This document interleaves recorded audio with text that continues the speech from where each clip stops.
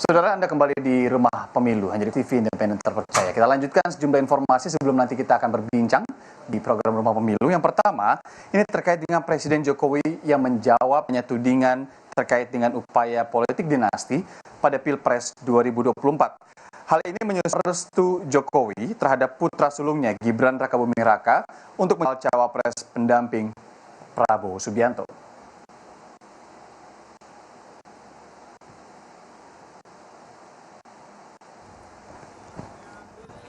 Selamat pagi Pak Jokowi. Itu kan masyarakat yang menilai,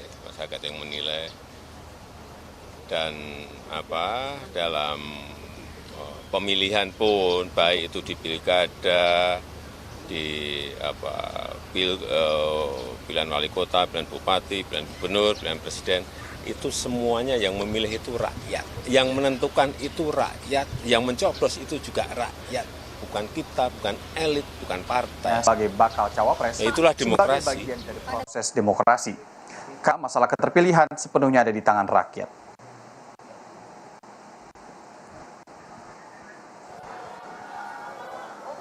Berikutnya, saudara, bakal capres Prabowo Subianto juga menjawab dinasti politik yang ditujukan pada Presiden Jokowi usai Gibran diusung menjadi bakal pres.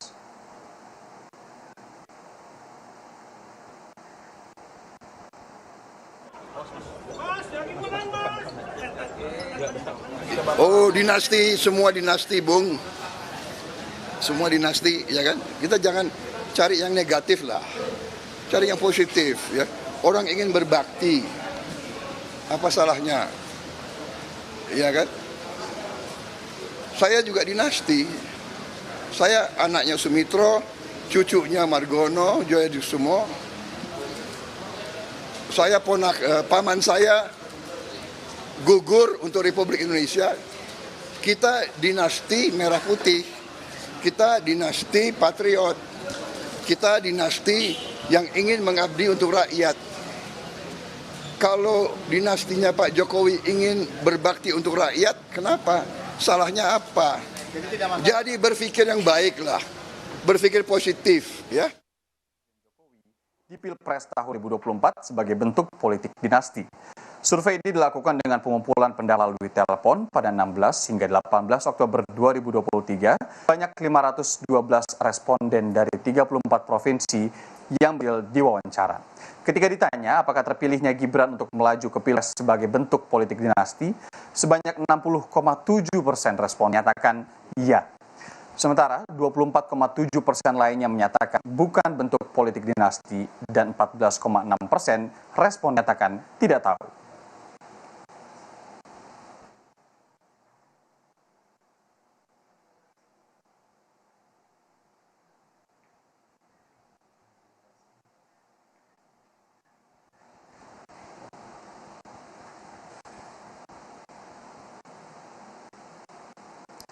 Kita akan langsung berbincang, saudara, sore hari ini bersama dengan Wakil Ketua Umum Partai Amanat Nasional, Viva Yoga Mauladi, dan juga Guru Besar atau Profesor Lely Aryani yang sudah hadir di studio Media Kompas TV sebagai pakar komunikasi politik Universitas Nasional. Bu Lely, selamat sore, Prof. Lely, selamat sore, selamat datang di studio Media Kompas TV yang kita siarkan langsung PU.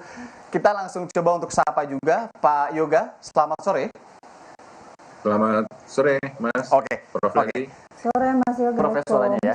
Oke. Jadi Pak Yoga, apakah saya mau konfirmasi dulu, apakah benar Prabowo ini sudah menjadwalkan untuk bertemu Ibu Megawati? Apa yang dibicarakan nanti?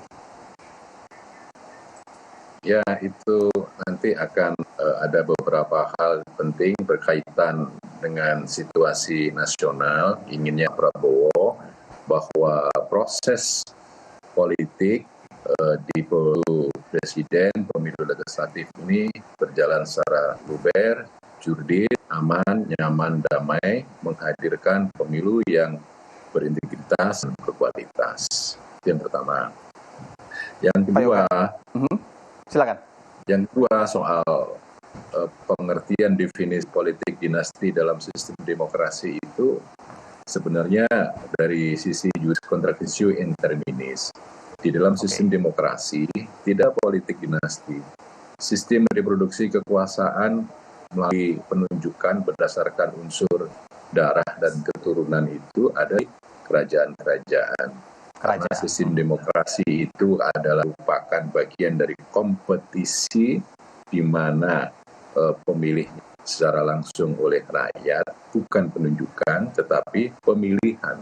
Jadi posisi jabatan-jabatan publik di lembaga-lembaga itu bukan didasarkan kepada penunjukan, tetapi didasarkan kepada pemilih. Prinsip demokrasi, one person, one vote, one value. Jadi itu menjadi bagian penting dalam pembelajaran politik kita, bahwa dinasti dalam sistem demokrasi itu tidak ada.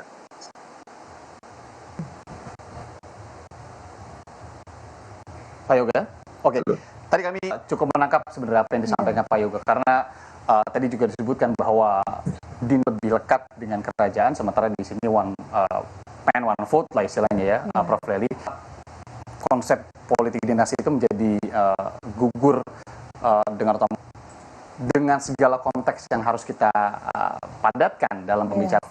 Bagaimana kemudian dari komunikasi politik menilai dinasti politik yang isunya saat ini berkembang, lebih konotasinya ke negatif atau positif? Ya, pertama itu yang Mas Yoga katakan secara teoritis. Teoritisnya memang yang dinamakan politik dinasti itu kan kekuasaan itu diwariskan secara langsung. Misalnya Yanda adalah raja, maka nanti akan jadi raja. Yoga raja, maka anaknya Mas Yoga juga akan jadi seperti kerajaan di Inggris dan sebagainya gitu. Tapi kalau kita lihat dari Litbang Kompas terbaru itu ya 60,7 ya 60,7 menganggap ini ada dinasti. Ini tidak lepas dari pikiran dan main masyarakat tentang bagaimana dulu Mas Yoga dan teman-temannya berjuang misalnya untuk menghapuskan KKN gitu. Dulu kan waktu Pak Harto, Mbak Tutut di menteri. Itu salah satu pemicunya, Ibu. Mungkin ya, jadi kemudian kita ribut soal ada Gubernur Banten waktu itu Atut ya, yang juga kemudian adiknya, keponakannya bertarung juga di pilkada. Lalu kemudian semuanya melalui proses demokrasi. Jadi ibaratnya ini melegalkan secara politik dinasti yang hukum dibenarkan gitu. Nah, intinya persoalan semacam ini kalau kita melihat gambaran dari respondennya Litbang Kompas, masyarakat menganggap ini politik dinasti, di sana dengan kondisi yang ada dengan konotasi yang negatif. Sebab menurut saya justru ini lebih dekat dengan istilahnya dalam teori komunikasi politik, komoditas partisisme politik. Jadi jadi komoditisme politik. Jadi seperti ada pemujaan yang salah terhadap yang dilakukan oleh partai politik terhadap industri budaya politik yang sudah ada. Jadi relasi orang-orang yang kemudian mau didudukan dalam kekuasaan tertentu itu dianggapnya bukan manusiawi, tapi dianggap sebagai benda yang bisa dibeli, dipinjam, ditakar dan sebagainya. Kan pertanyaannya juga ini kebetulan mungkin Mas Yoga kan bukan partai utama Gerindra misalnya kan. Kalau Gerindra udah kulonuwu, tadi katanya Gerindra mau akan ketemu tapi sama setelah Bu Mega. Tapi setelah sebelum. Biar bagaimanapun kalau PAN punya kader, Golkar punya kader, kalau ada aja pasti seneng ya. Tapi mungkin ada kulunuan politik. Berarti kan kadernya dilirik, potensial, dan ini memungkinkan suatu partai pun menganggap partai kader itu memang berhasil mengkaderkan kader-kadernya. Soal kader ini menarik Pak Yoga, karena beberapa isu belakangan ini jadi juga seperti melahirkan isu-isu krisis kader begitu ya kalau dari koalisi ini. Kenapa? Karena kita tahu beberapa waktu kebelakangan kalau melihat survei memang tidak semuanya harus jelas, tapi ada beberapa nama, salah satunya dari Golkar misalkan yang sempat berhembus Kamil misalkan, kemudian dari PAN kita sudah tahu dari Erick Thohir. Kalau yang dilihat dari Gibran sendiri disetujui juga oleh PAN kemarin, Pak Yoga, lebih ke elektabilitas kemudian ke kapabilitasnya sih. Ada beberapa hal. Yang pertama sisi elektabilitas, ternyata setelah dijodoh-jodohkan jadi tren kenaikan terhadap Mas Gibran ketika dipasangkan dengan Pak Prabowo. Yang kedua, dari sisi simbolik bahwa saat ini masih ada Jokowi efek, buktinya tingkat terhadap kinerja pemerintah di atas 70%, sehingga di pas Jokowi efek itu akan kepada 100% kepada Mas Gibran. Yang ketiga, Mas Gibran ini adalah representasi dari kaum milenial dan Gen Z yang punya kesempatan dan peluang akibat dari pemilu dan presidensial threshold 20% kursi DPR RI. Akibatnya di situ. Karena apa?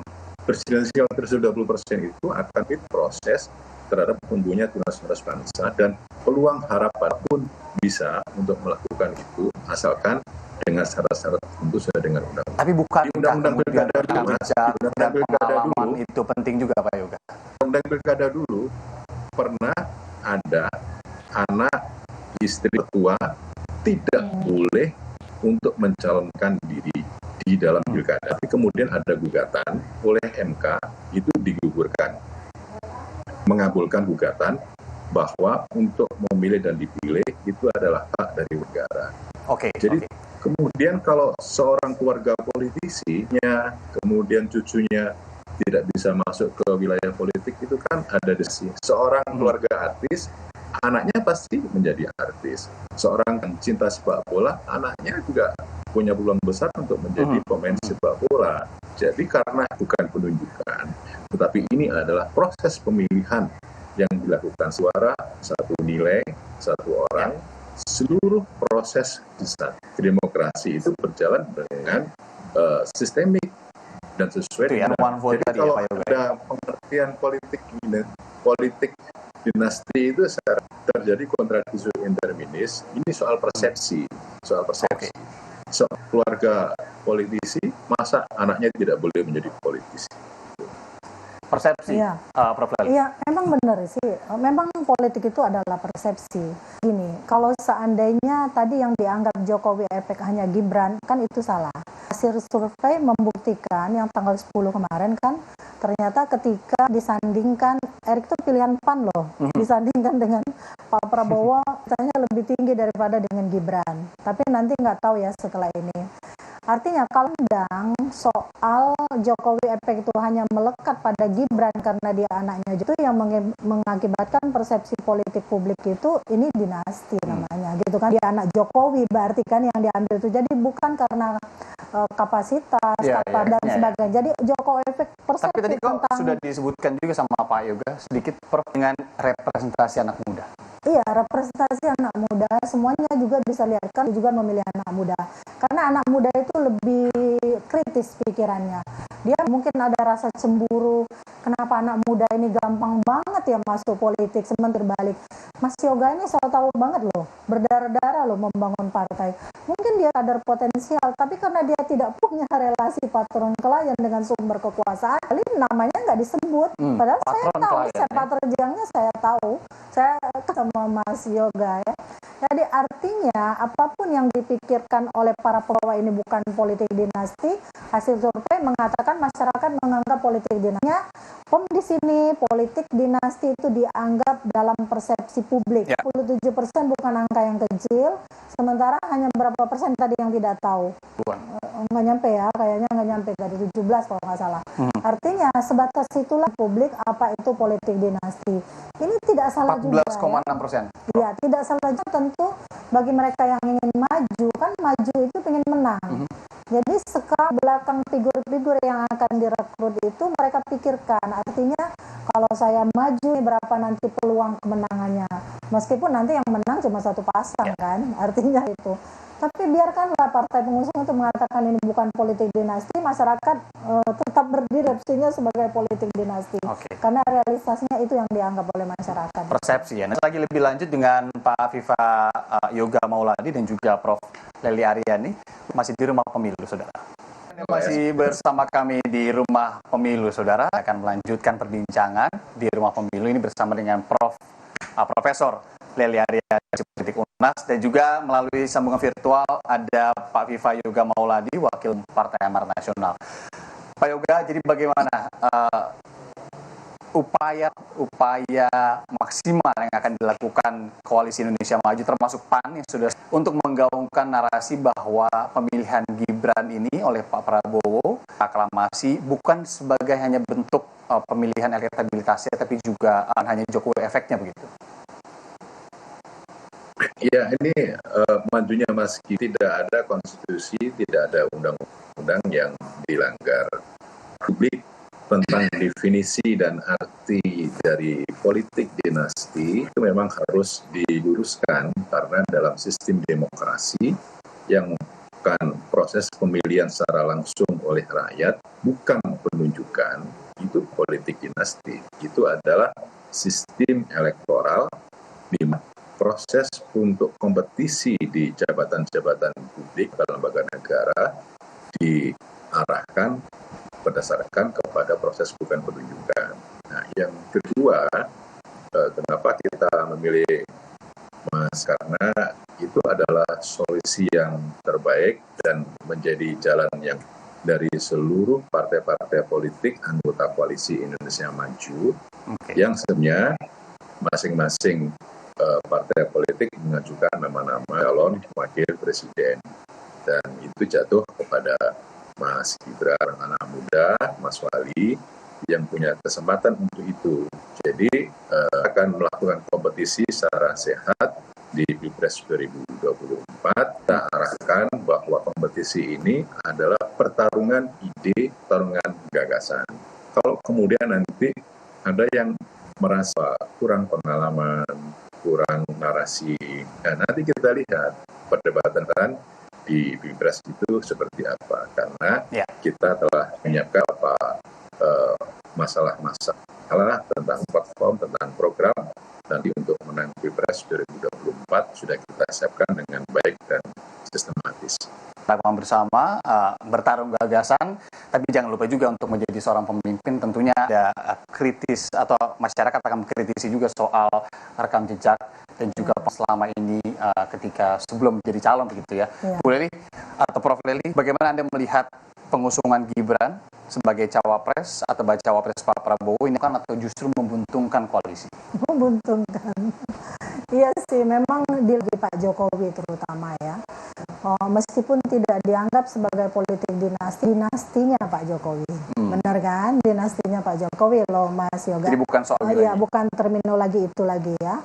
Artinya seolah-olah Pak Jokowi ingin mengidentikan Gibran itu adalah Jokowi. Atau bukan menurut Pak Jokowi, tapi partai-partai pengusung ini. Jadi seolah-olah kalau misalnya kan sudah ada deklarasi Ganjar dan Pro Mahfud yang sama persis deklarasinya itu adalah langsung keberlanjutan. Artinya tanpa Gibran pun ada orang lain yang bisa melayani Pak Jokowi. Apalagi itu diusung oleh partai yang sebelumnya mengusung Pak Jokowi. Nah, dinamika yang dilihat oleh masyarakat, saya baca nih, saya kebetulan punya 8 grup media sosial, 58 grup loh. Selama ini di antara dari separohnya adalah pendukung Pak Jokowi, ada forum guru besar, ada forum politisi, mantan pejabat tinggi dan seterusnya juga, yang semula nampaknya puja-puji demikian besar pada Pak Jokowi, justru bertanya gitu loh. Ketika saya kan bukan Jokowi harus menjelaskan itu, saya bilang. Intinya memang ada pertanyaan besar. Akhir Pak Jokowi itu bukan yang kita inginkan, bukan sekedar soft landing, landing. Jadi nice landing artinya persis pertanyaan Yanda tadi. Kalau landing terganggu dengan fenomena ini dinastinya Pak Jokowi, nice landingnya akan terganggu, soft landingnya juga akan terganggu. Landing sih tetap landing gitu. Landing tetap landing karena Pak Jokowi kan dikawal terus termasuk oleh Partai PAN yang sekarang jadi narasumber berita. Apalagi Partai PDIP kan janjinya, Nasdem pun janjinya tetap mengawal sampai selesai. Nah, tapi dinamika yang berkembang pasca misalnya orang jadikan untuk mengakomodasi anak muda semata, tapi mengakomodasi Pak Jokowi. Itu ada di perbincangan-perbincangan. Banyak banget di media sosial. Jadi sampai saya selama ini. Artinya perbincangan yang saya coba luruskan untuk mencoba pun akhirnya saya juga nggak ketemu nih pakai teori apa ya untuk menjelaskan kepada publik ya. Apakah isu MK di situ? Iya, Mahkamah Keluarga katanya. Kalau tujuan ada Gibran, nanti kan 2024 nih akan banyak anak-anak muda yang terpilih menjadi anggota DPR, termasuk Mas Yoga atau misalnya yang lain-lain juga. Mari silakan, kita akan memberi peluang pada anak muda yang berumur 25 tahun bisa presiden atau presiden misalnya gitu. Berarti ketahuan kepentingannya untuk anak muda seluruh kan gitu. Ini memang semata-mata tujuannya untuk mengakomodasi dinastinya. Jadi sebenarnya bisa kita bolak-balik, kata masyarakat ini politik dinasti. Oke lah, nggak di pengusung kita katakan itu Gibran itu dinastinya Pak Jokowi. Ya, jadi Pak Jokowi segi membangun cangkang-cangkang dinasti yang ujung-ujungnya dianggap oleh masyarakat dinasti. Justru dilematis itu sebenarnya kalau dilihat dari komunikasi politik ada di diri tadi. Iya, Prof, jadi terima kasih sekali. Ya, tentu ini seru banget kalau ngobrol Lely terkait dengan politik dan komunikasi politik, tapi durasi juga kita membatasi.